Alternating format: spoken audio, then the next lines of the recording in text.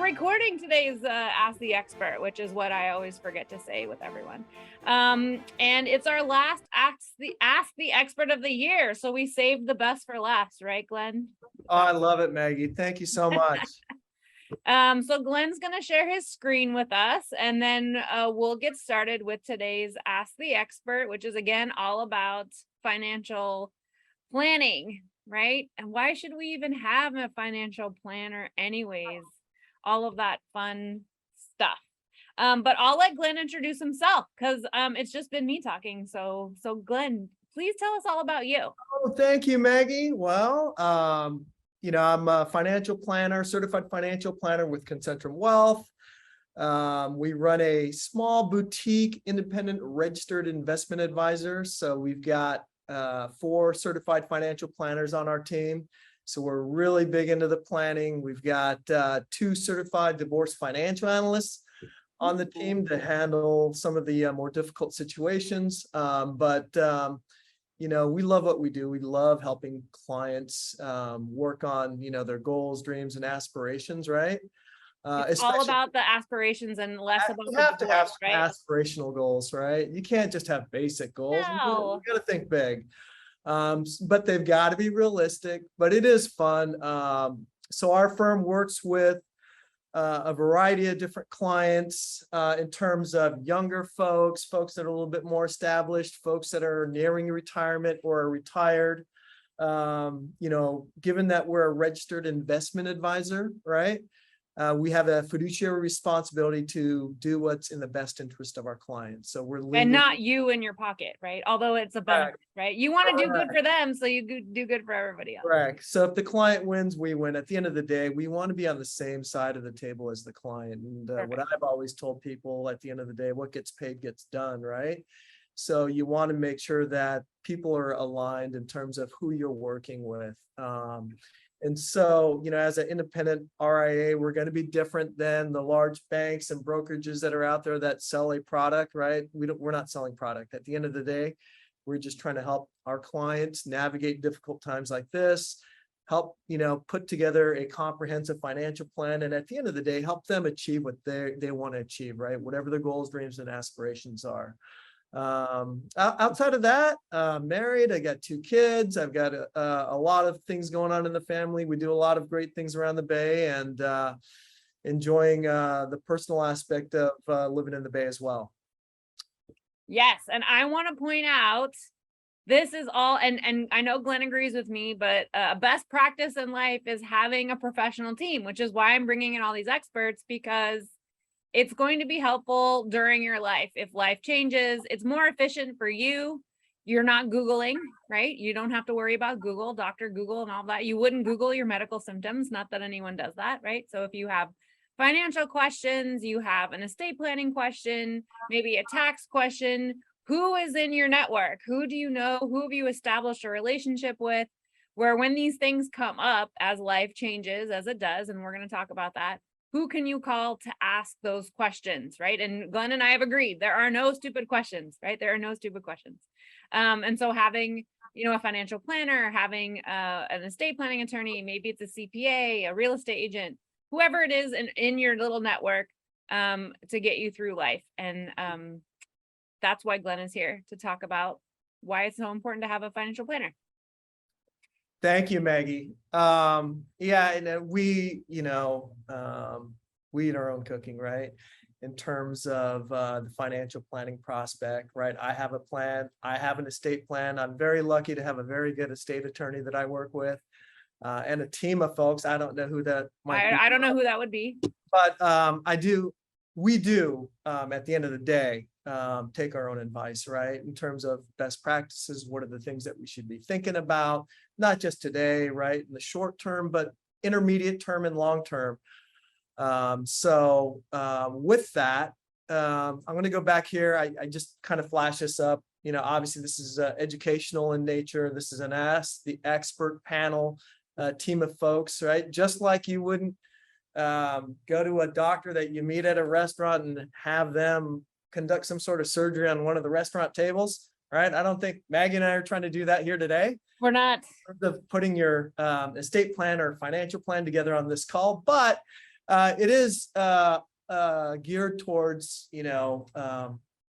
showing people what planning is about, what the benefits of planning is about, or about whether it's financial planning, estate planning, right? Just having a plan in place, right? And so if we need to get deeper into the weeds, then I would say, hey, then it's going to be more about your unique situation, right? Come in and see us. But if you guys have questions as we're going through all of this, pop them in the Q&A box below there, and we'll make sure we answer them as we're going through everything. So perfect. Thank you, Maggie. Well, why don't we just jump into it here? absolutely. So a little bit about us. I told you we were a registered, independent registered investment advisor. We're an independent shop. We are comprehensive in nature in terms of how we look at clients' overall situation, right? There's a lot of things that go into putting a comprehensive plan together. So it's the retirement planning, right? Not just retirement planning, but just financial planning around different aspects of your life, not just retirement. You've got, and we'll go into this, critical financial events that come up in your life, and how do we deal with those things, right? So looking at the different types of financial planning, retirement planning, obviously asset management. Do you have the right mix of assets in your plan that support your plan? And then estate planning is a huge part of that comprehensive plan, right? And then the tax planning, right, is important to have a CPA, estate planning attorney, and a financial planner that works as a team, right? Because we're not going to know all things related to taxes or estate planning, right? But what we do want to have is a seat at the table with your estate planning attorney, with your CPA, so we can bring forth a coordinated solution, right? Because a lot of the stuff is intertwined, as you'll see as we get into the financial planning process, right?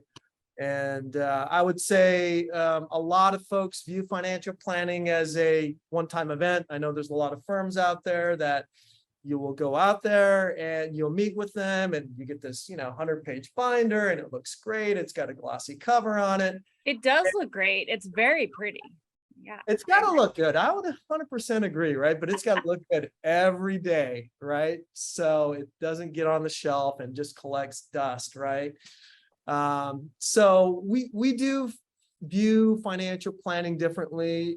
We view it as a ongoing process. You constantly need to adjust and readjust the financial plan because at the end of the day, things come up in people's lives, right? Life happens. I agree It with does you. happen. It does happen. So we call these critical financial events.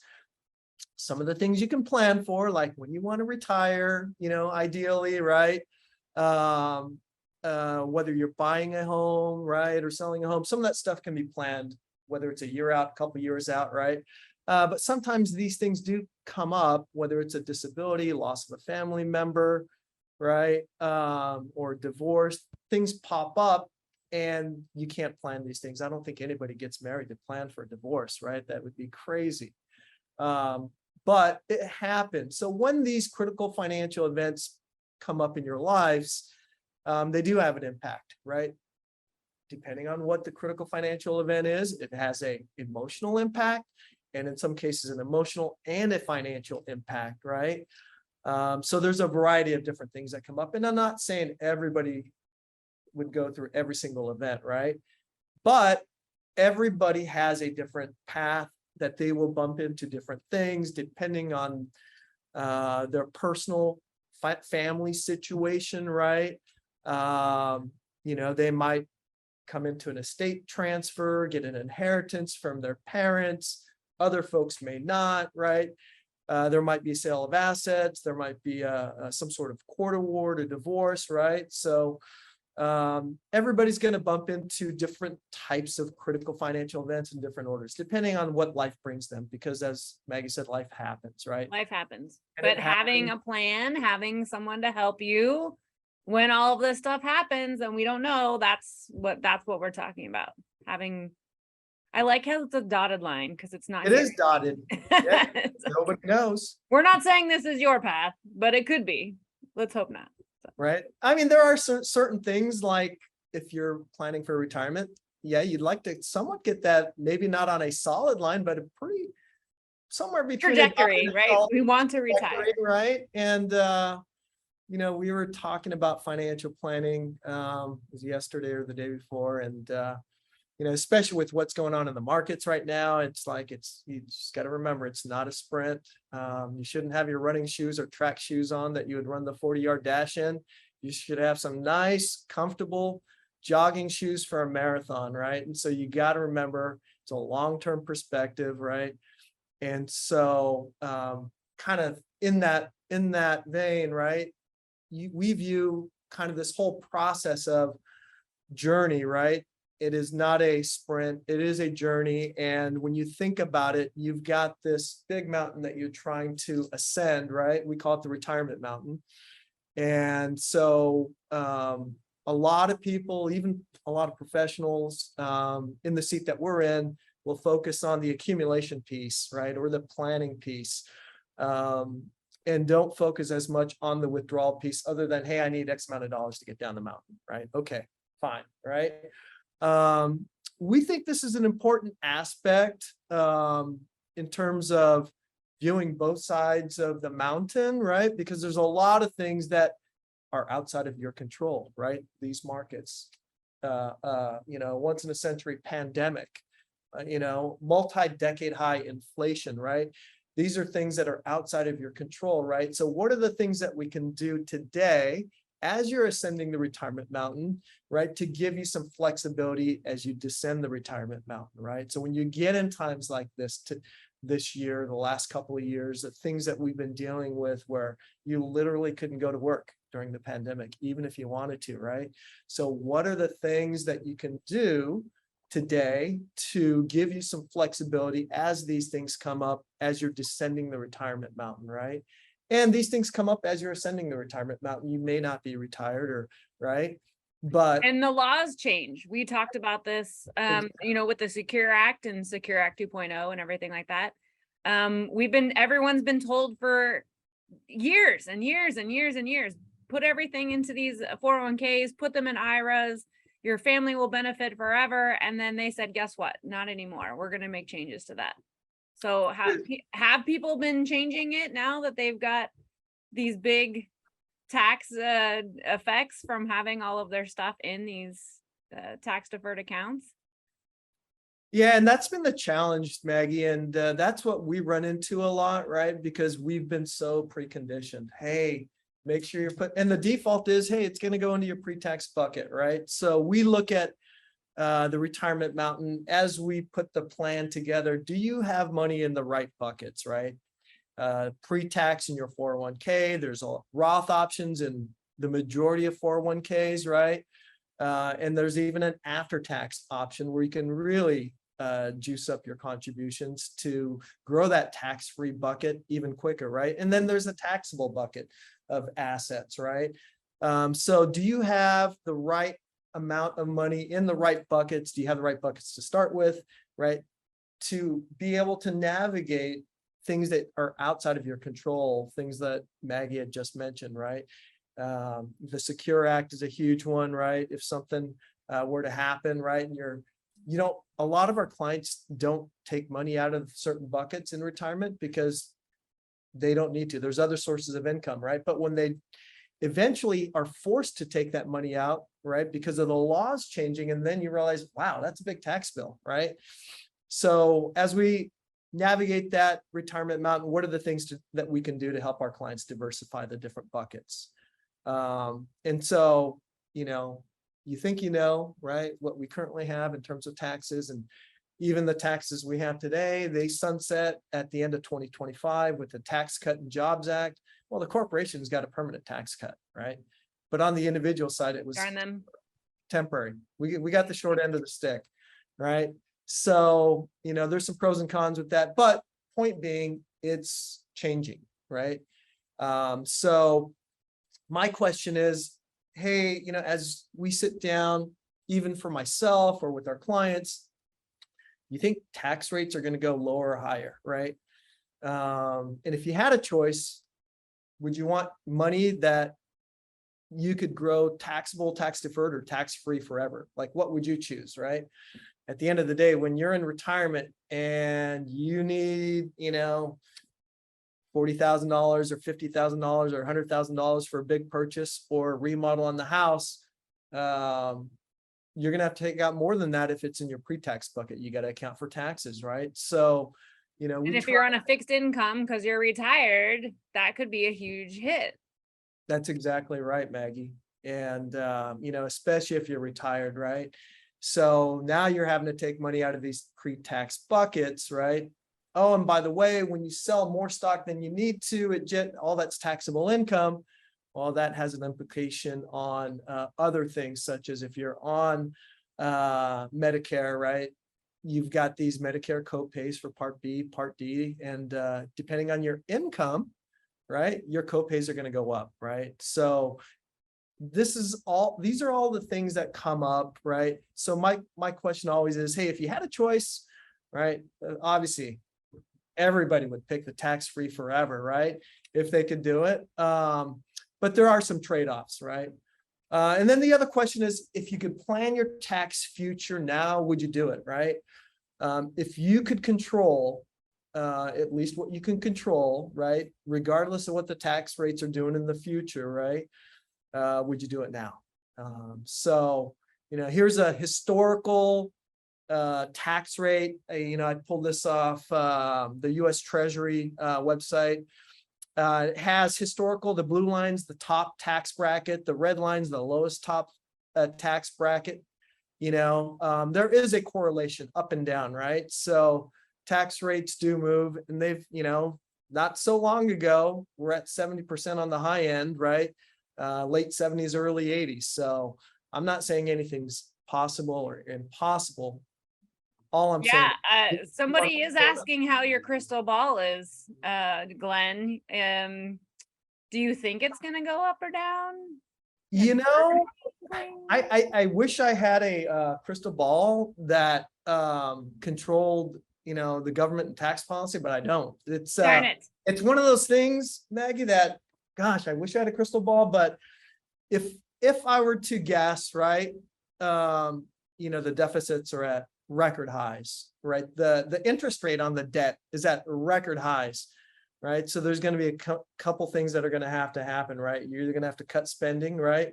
Or it might be or raise taxes, right? To pay for that, right? Yes. It's not going to pay for itself. So again, these are things that we can't control, but what we can control is the plan that we put together, right? Yes. So depending on where you're at on your journey on the retirement mountain, right? We've got a couple different scenarios that Maggie and I wanted to talk through, right? You've got young professionals that are just, maybe a couple years out of school, getting into a new job, at some point, maybe getting married and having kids, right? But early on the journey, right? In terms of the retirement mountain and putting their life plan together, right? Yeah, because at that point, they're not even seeing a retirement at that level. They're saying, what retirement? I'm trying to survive, Glenn, and pay my bills. Right. And I got a little debt. Yeah, like I'm working forever. So that's the young professional we're looking at, right? Yeah, and there's some credit card debt. I had a little fun at school. I got some student loans I got to pay back and all this stuff, right? So it's definitely a different point in time, right? I always wish I can go back and talk to my younger self, right? And what would I have told my younger self? What would you? That's the crystal ball. That's like the dark crystal ball, and the right back and yeah, I hear you. Right. Yeah. So those are the young professionals we're talking about. Like you're just starting up the mountain, but you can't even see the top because there's all those clouds. That's right. That's right. And then we've got established professionals, right? Established families. Maybe they're halfway up on their journey, right? At this point, they've got established careers. Maybe they've gotten a couple promotions along the way and the benefits of that, right? And they've got some stock grants and have continually progressed in their careers, right? Where they've accumulated some assets. Maybe have acquired a second home or a vacation home. And now they've got not only is their life a little bit more complex, right? They've got a couple kids, they've got a family to worry about, right? So not only at a personal level, but a financial level, things have gotten a little bit more complex, right? And then in certain cases, there's a loss of a key family member, whether it's a spouse, right? Or, Or a parent, and now they're inheriting all this money that they didn't know they had. I've had a couple clients do that. Like, I knew my parents were doing well, but I didn't know they were doing this well. That sort of thing. Yeah, and we've had the same thing, Maggie, right? Where we've had the parents of our clients pass away, and a lot of those cases, we're getting brought in at the last minute, right? And that makes it especially difficult. Whereas if there was no plan, there's not a lot you can do, right? It's very limited, right? In terms of what you can do, there's certainly some things, but having a plan, a well thought out plan, there's a lot more flexibility, right? And anyways, so bringing that, right? We've got inheritance and what to do with that, right? So once you get beyond that, and then you got the group of folks that, gosh, they can see retirement. They can see the top of the mountain right there. They're ascending, right? They're ascending. They're ascending. They're so excited. They're either pre-retiring. Clouds have parted. Right? Top of the mountain, right? The air's thinner, but the clouds have parted. They can see the downhill like that. Do people still do retirement parties? A good question. Retirement is still so far away for me. It's not on my. Right. Have you gone to any retirement parties? Like, I haven't been to any retirement parties. I've been to one when my grandmother retired. I distinctly remember this. She retired and she cried the entire party because she didn't want to retire. And then she realized, God, I wish I would have done this sooner. They didn't have to work, anymore. And yep. Well, that does. I cry. There's definitely some joy. I'd probably cry too, quite honestly.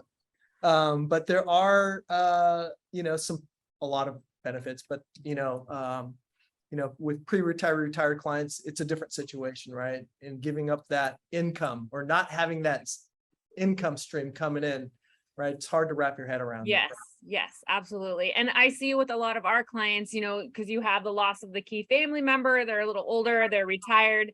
And typically there's one spouse who's got all the financial stuff going on. They know all the buckets. They're the ones talking to Glenn and Maggie and just, they're the ones that have been involved in everything. And sometimes they're the ones that pass away. And now you've got a client who's retired or divorced.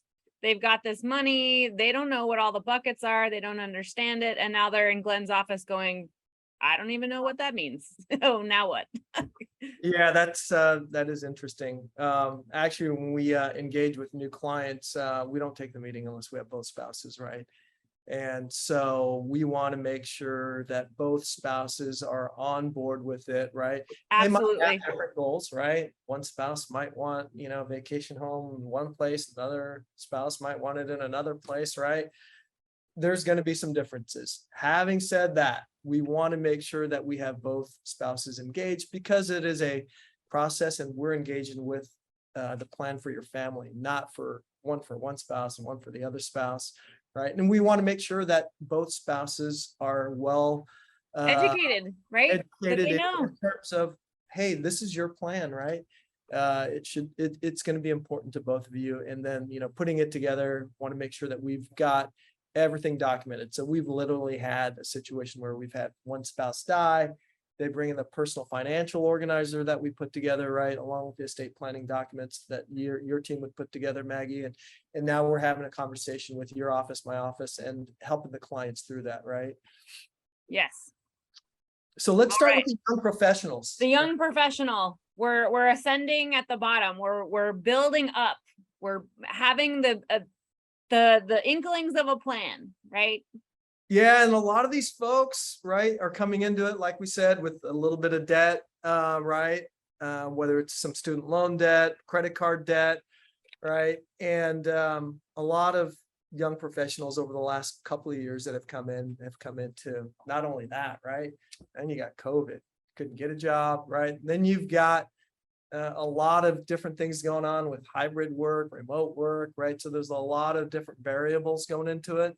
But in general, right, these folks that are so far down the retirement mountain, they can't even see the top or aren't even thinking about it. They got debt, right? They're looking at, hey, I just started this new job at Apple or Google or whatever. Yeah. Right? What are stocks anyways? I don't even know what stock options are, like those right? guys. Yeah. Other than, hey, they're getting dangled. Hey, you come over here, we'll give you some RSUs, right? And right now, probably not as much, right? We're starting to see some pullback in hiring, right? But generally speaking, we'll get to the other side of that. And these young professionals are going to be back in, and there's going to be companies that are hiring, right? Actively ramping up their hiring, and same thing, dangling RSUs or stock.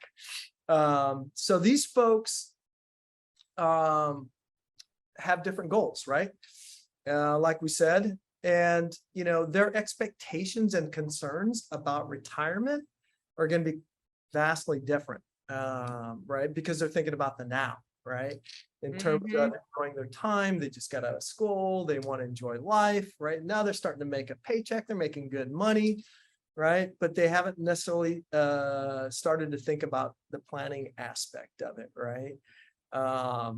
And so what I would say in this group here, right? There's a lot of benefit with this group because you have so much time, right? And the power of compounding, right? If, I know this has been a tough year on the markets, right? But, for whatever reason, when the markets are discounted the way they are, they don't view it as like when you go to your favorite store and you see that for sale sign, it's 25% off, right?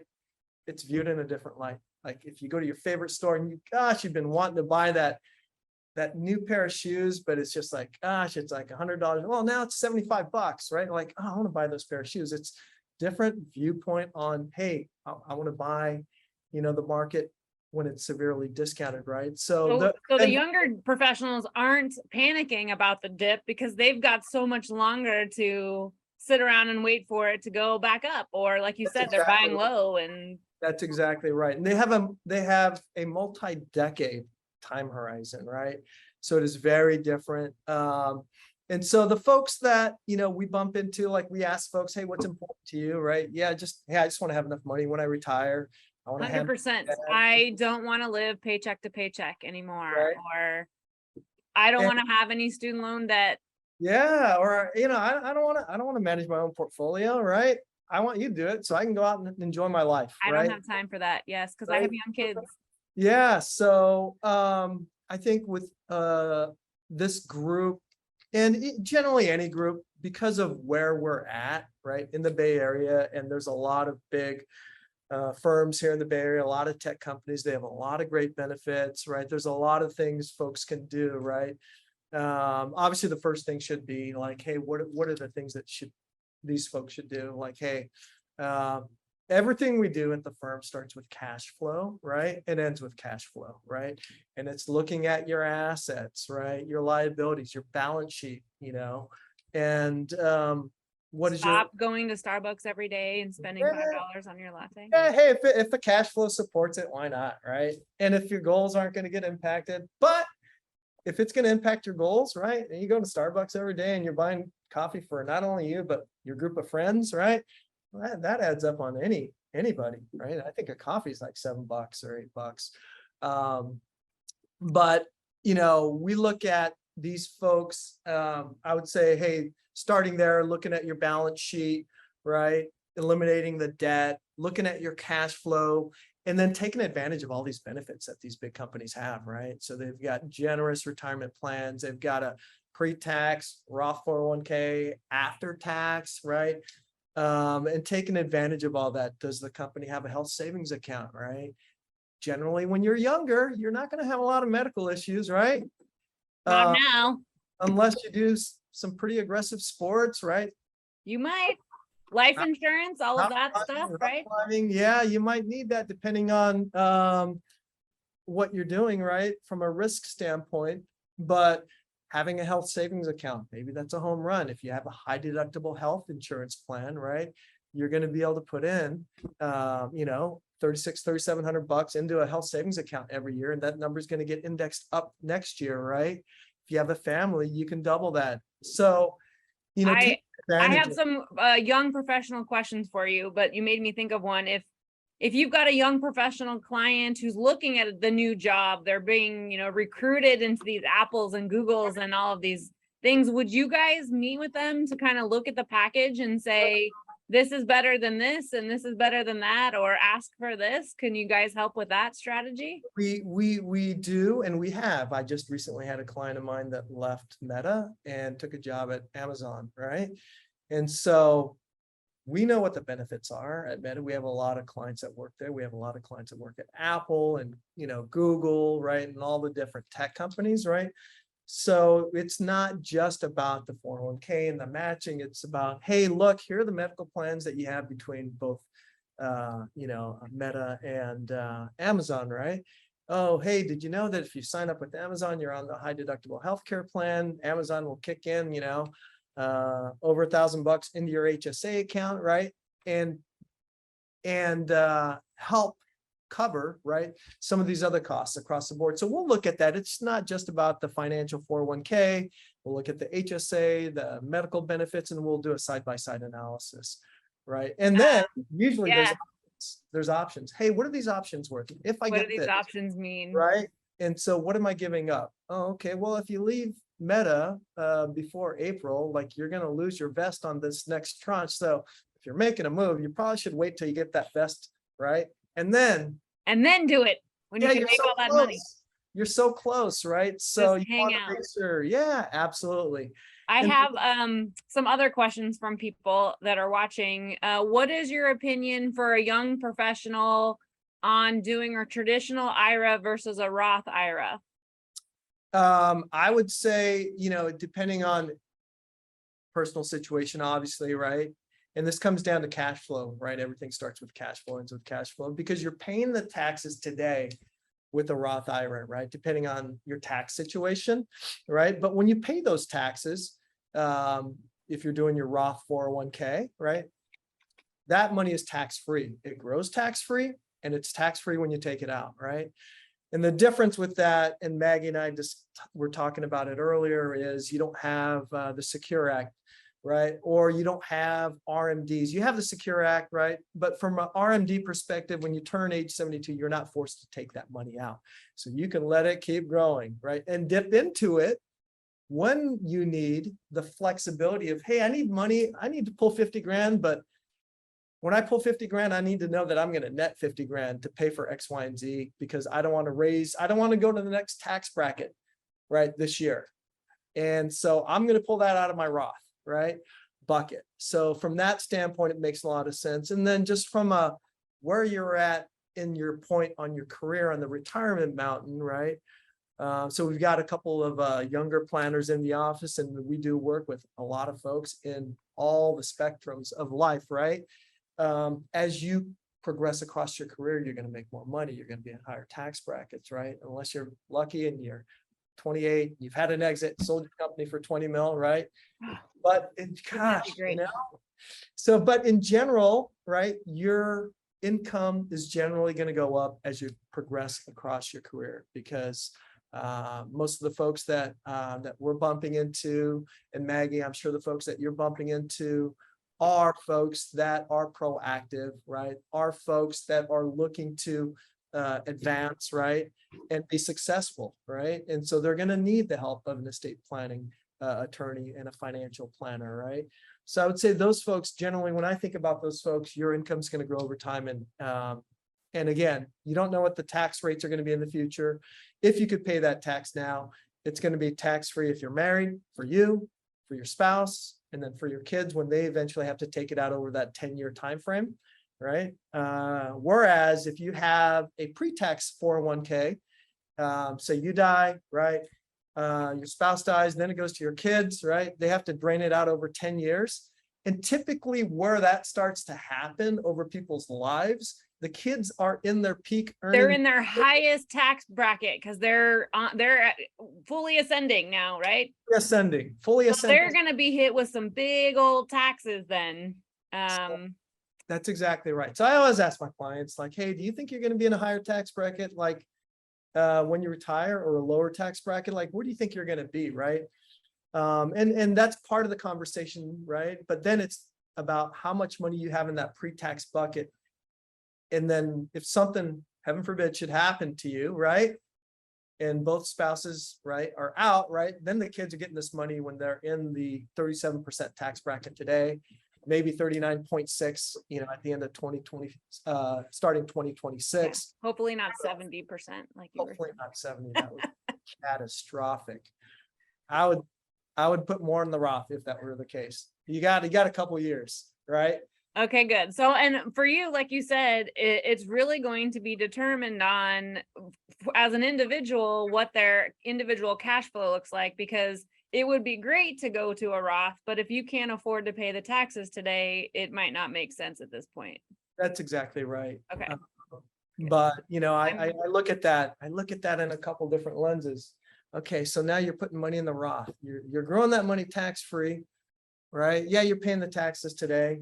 And when you pull that money out, it's tax-free forever. And you're buying the market, right, at discounted valuations, right?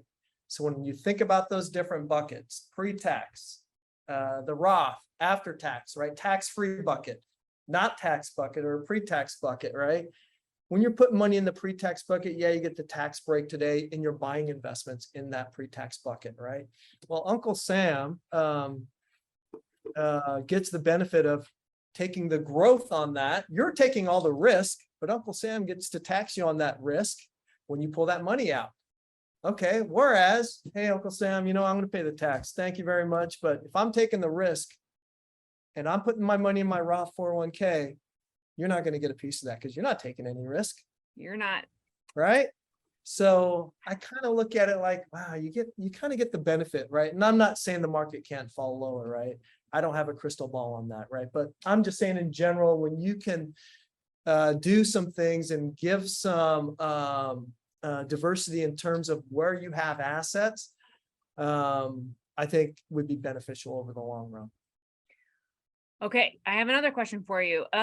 Okay, Glenn, you've got these young professionals. They're also pretty cool. So they're probably dabbling in cryptocurrency. What are your thoughts on cryptocurrency? Is that like a whole nother talk we have to have, or is it just like... That might be. And we have younger folks on our team that do crypto, right?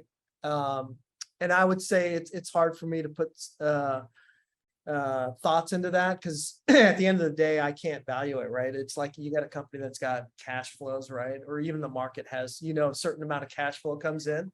The future value of your cash flow, right? Your company is going to be based on what your cash flow projections are into the future at a discounted rate, 10-year bond, right? A little over 4%.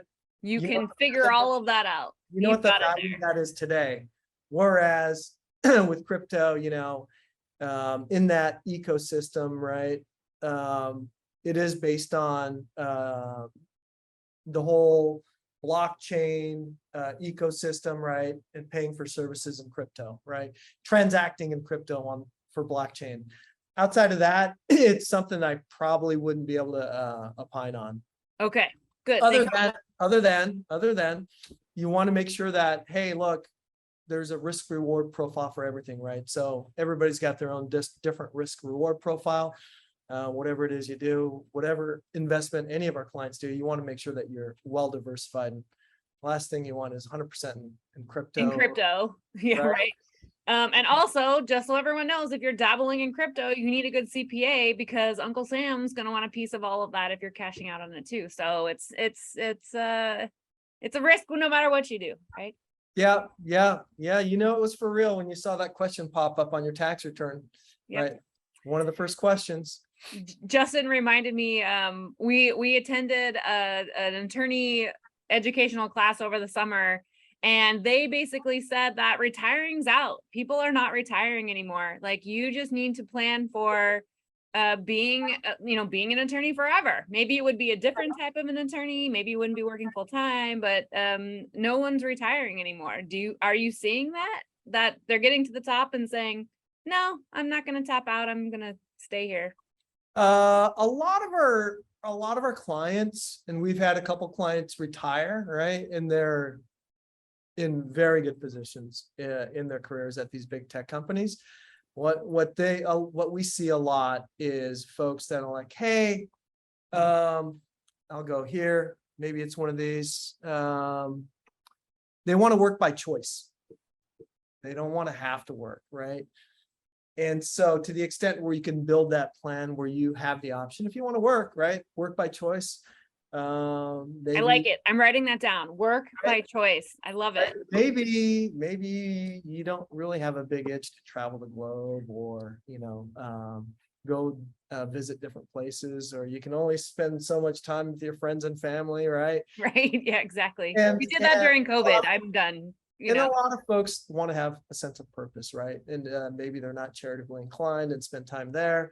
And maybe they want to keep the brain going, right? And be engaged, right? So we have a lot of clients that after they retire, like, hey, you know what? Maybe I'll do some consulting for a couple of years, right? So that's pretty cool, right? In that scenario where you're independent contractor, you don't have any employees. Now you got this business. And then there's some other things you can do that are pretty cool from a financial planning standpoint. Like you could have an owner-only 401k, depending on how much money you're making consulting. Because I had a client retire from Applied Materials, and I don't know if anybody's heard, but the U.S. is wanting to build all these chip fabs, right? To have independence, right? And to be able to have control over the supply chain. Well, now he's getting all these offers. Like, I can't even retire. I'm getting these offers to be a consultant, right? For these companies that I used to work at, right? And they're going to pay me more than when I was working, and I'm exactly getting all those right. benefits. That's exactly right. So we do see that a lot, Maggie. And so that's pretty cool. And if you don't have any employees, right? And we set up, maybe a defined benefit plan for them, a DBDC combo plan. We've got enough assets in the Roth, and the pre-tax mix looks great. We know that looks good, right? Now maybe they want to defer a little bit more, right? So maybe we're able to shelter a couple $100,000 in taxes, right? Is it true, Glenn, as you're approaching retirement age or work by choice, I guess, that what you can put into your retirement buckets can be accelerated in different ways than it can. Okay. So once you hit 50, right, you've got catch-up provisions, right? So it's $6,500 on top of, right, the 20,500 this year, right? So, and then same thing with the IRA, you can add another 1,000, right, on top of the 6,000 in your IRA. But next year we have something called inflation, right? So everything's inflation adjusted, right? So next year you're going to be able to go to 22,500 in your 401k, right? And so, and then if you're older than 60, if you're older than 50, right, you're going to have a catch-up contribution that you're going to be able to do, right? So from that standpoint, you're going to have another $7,500. So if you got 22,000 now, yeah, okay, that's real money, right? So you got 22,500 that you can put in, then you got 7,500 on the catch-up, and then you start doing the IRA, right? All those limits are going to get adjusted upwards for inflation, right? So the main thing is, depending on where you're at, what buckets to put it in. If you're a little behind, right? Once you get to age 50, right? The year you turn age 50, you're able to put these catch-up, they call them catch-up contributions into your 401k, into your IRA accounts or your Roth accounts, right? So you just got to make sure you're doing it right. There are some income phase outs. You make too much money, I'm sorry, you can't put it into Roth IRAs. Now, the good news is you can make a lot of money and contribute to a Roth 401k. There's no income limits, right? But there are ways around some of that stuff, right? But depending on your situation, as you get to these established professionals, established family, your income's to a point like you're going to get phased out of a lot of this stuff, right? So how do you, from a strategy standpoint, put a plan in place where you're able to get around, hey, I make too much money. How can I still contribute to a Roth, or how can I grow my tax-free bucket, right? So those are things that we help our clients with, right? And it's not just retirement, because the goals that you have listed here, which are common, I see too, are, we've got kids now out of high school, they're going to college, so got to pay for that. Or I don't have to, but I'm gonna pay for it, that sort of a thing. Or like you said, they're investing in their vacation home they've always wanted because they see the retirement How often do you usually have people coming back to reevaluate their goals? Is it every year? Is it every couple of years? So what we typically do, Maggie, I'm gonna go back a couple slides. We Yeah. typically we'll meet with our clients 2 to 4 times a year, right? And we Okay. plan, right? And um that is our standard process. Like, we want to get in front of it, right? Because it is a living, breathing plan. Having said that, anytime our clients are well conditioned, like, hey, they know if they have a critical financial event, you need to call us. Big We life can't change. wait Yep. 4 months. We can't wait 3 months. Like, we need to deal with it now, right? We need to address it now. So, if there's a loss of a spouse or birth of a new child or any one of these things, right? You've got RSUs that are vesting, like, we need to make sure that you're selling the right lots, right? And you're not getting hammered with taxes, right?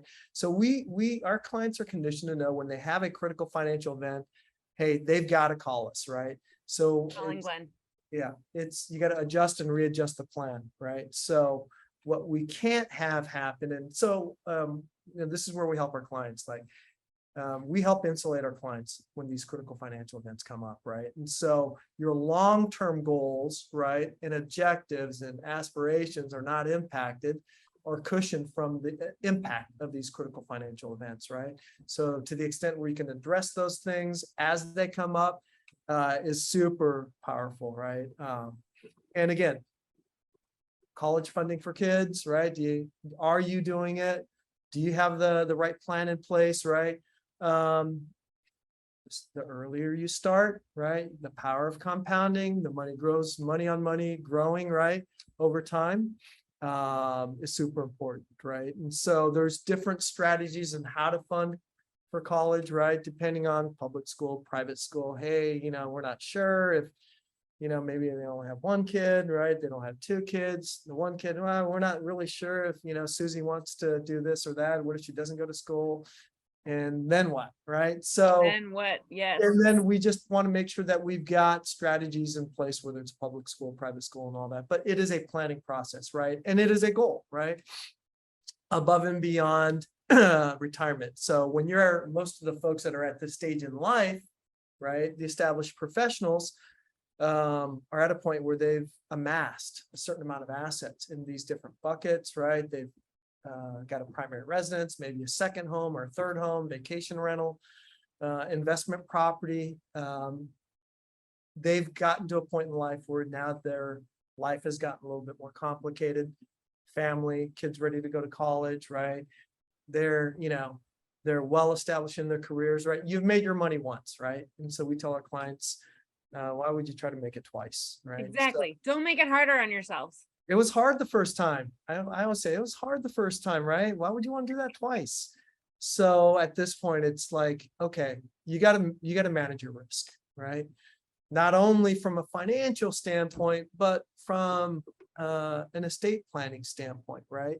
Do you have a plan? And so Maggie, like, how do you advise clients, especially given the assets they've had accumulated to this point for this group, right? So in general, I always tell it, once you're 18, you should have some sort of a plan. Most people go through life and don't start looking at getting a plan until they reach this sort of age and up, because this is where they have those big life events you're talking about. Their kids are now adults. Their parents are now, they're seeing the incapacity or the death of their own parents. They're going on vacation. They're thinking of these things. This is where we start to see really the big influx of people who should have a plan. But when you're 18 and you're adult, you should have some sort of an estate plan. And it doesn't have to be complicated, because as a young professional, you don't have everything. But here you are now, you have a house, you have stuff, you have things, you want to protect your kids. If you're incapacitated because you have that freak accident, we talked about all of the different things that could happen that you weren't planning for. Having this is going to help you peace of mind for your family, right? And you don't know, life happens. We don't know what it is. Hopefully nothing happens. You live your life, you die in your sleep. Wouldn't that be so great? It doesn't always happen that way. And then, like I said, we don't meet with our clients through, 4 times a year, although some of them would love it. Generally, we say every couple of years, dust it off, Like pull out your estate plan. Does it still match the goals that you had 20 years ago, 5 years ago, a year ago? Typically not. Or like you said, big life events that have happened. You got a divorce. You don't want to have a plan where your ex-spouse is now managing your money. And that sort of a thing. Or you haven't updated your beneficiaries and your spouse is still your beneficiary. That has happened. That happened in my own family. And that's why we like being a resource for our clients, just like you guys. Education, being a resource, call us and ask us the question, because we would rather prevent the big thing. Just like you said, don't sell the stocks and then call us. There's not much we can do once they're sold. Don't add your child to your title to your house. There's a lot of ramifications for that. Call us first. Yeah, that's huge, Maggie. All of Yeah, the I just had that where a client, had their parents, had their mom's house transferred to them before the mom died and sold it, right? And I'm like, oh, what we could have done to help you save yeah, that. there's no, so I think just getting in front of it, and having a plan well thought out to where it's optimized, not only from managing, health medical directives, right, but from a financial standpoint, right? Hey, I'm all about paying my fair share of taxes, but I generally don't want to pay more than what I'm required to do, right? And so like I'd rather take that money and give to the people that I love, right? The charities of my choice, right? Absolutely. I've got so many other people that I'd rather give it to than the government, right? 100%. If I can move the dial for my favorite charity, I'd rather do that, right? Okay, Glenn, I don't want to run out of time. We have 8 minutes to talk Okay. about these, and we're retired. We've hit the summit. Yeah. We're working by choice. Now what's happening? The biggest thing for these folks is the loss of a paycheck, right? So wrapping their head around that. A lot of folks lately, I don't know if it's COVID related or not, but they're moving out of state, right? So, hey, what are the implications of that? We had a client that said, hey, I want to move to Oregon, right? They bought a house in Oregon. And then they tell us, and we're like, hey, did you know that they have a state estate tax and you're worth like, $15 million, right? That's probably not going to end up well. So, there's a lot of things to consider, right? In terms of, hey, you got to look at the state income tax. Do they have an inheritance tax? Do they have an estate tax? These are all the things that, Maggie, when you sit down with your clients, like, hey, we sit down with our clients. Hey, do you ever have any plans to move? Right. Right. And if you do, Absolutely. you just all the implications, right? And if you're moving out of state and if you got a pension, does that state tax your pension, right? I had a client that moved to Hawaii. Well, they don't tax pensions. Great for her. Nice. But we've had other clients that are, like I said, moving to states where there's an estate tax, right? And you got to get in front of that, right? You That's can't. a big shock for people. That's a big one. But for retirees, right? It's about legacy planning and having control over what happens to their estate, right? When they're gone, right? And in this case, we have a lot of situations where they're elderly. Usually the husband goes first. Sorry, guys. It's probably true. It's going to happen to me, Maggie. We model that out in all our financial plans. The guy always goes first. Always, right? So then usually the spouse that's left is wondering like, where is everything as we discussed earlier? Where's right? all the buckets? What's in Right. all the buckets? How was it set up? I just want to make sure that I have money. That's what I always hear. I just Right. want to make sure that I can pay my bills. And it's like, that's great, but I need to know all of these other things. Is it in the trust? Is there a beneficiary? Who was the beneficiary? Are you rolling it over now because you've inherited it? Like, how will you survive long term? What if you don't want to live at home anymore and you want to move into a facility? What does that look like? Right? Yeah, and just getting in front of that, and having that plan up front in terms of, gosh, what if I need help, right? Have I thought of that? Have I planned for that? And so I think that's where, working with an estate planning attorney like yourself, and that's where us having a seat at the table with you, Maggie. So when our clients have a critical financial event come up, because we're meeting with them 4 times a year, hey, we need to bring Maggie in, right? We need to bring her team in. Guess what? We got to make some updates, right? And so, I paid Glenn to say that, everybody. Yeah, to the extent where you can get in front of it, you got to do it, right? Absolutely. A lot of the stuff that happens with this group of folks, right? we want to make sure we've got optionality, right? In terms of how we're, depending on whether they're over or under the estate exemption, right? What their tax situation looks like, their family dynamics, right? Where they're going to be in retirement. And then there's another group of folks that, hey, maybe they're not right over the exemption, but they've got a couple $1 million. They're definitely sensitive to all the different fees that hit, right? And they're looking for all the discounts, right? When they go out and about, now they're paying for Medicare co-payments, right? And so as they're taking money out of their different retirement buckets, 2 years goes down the road and they're getting this Medicare increase, these IRMA charges, right? Based on how much you made 2 years ago. Oh, you sold a house 2 years ago. You might have been living off of, 100,000 out of your portfolio, but last year you sold a house for 2 million, right? And the basis was nothing, right? Now you look rich on paper, right? On paper. That's a lot of money, but now your Medicare co-pays are going to go to the max, right? So, and you got to pay that all year. And if you're married, now you got double duty on that, right? So, I think it's just being more thoughtful as these things come up. Like, hey, when you have a dependence on Social Security income and both parties are getting it, one spouse dies, and then what, right? So you're only going to get one, right? It's you get to get the best of the two Social Security checks, right? But you're going to lose one source of income, right? And so how does that impact your plan? That's a big change. Yeah, absolutely.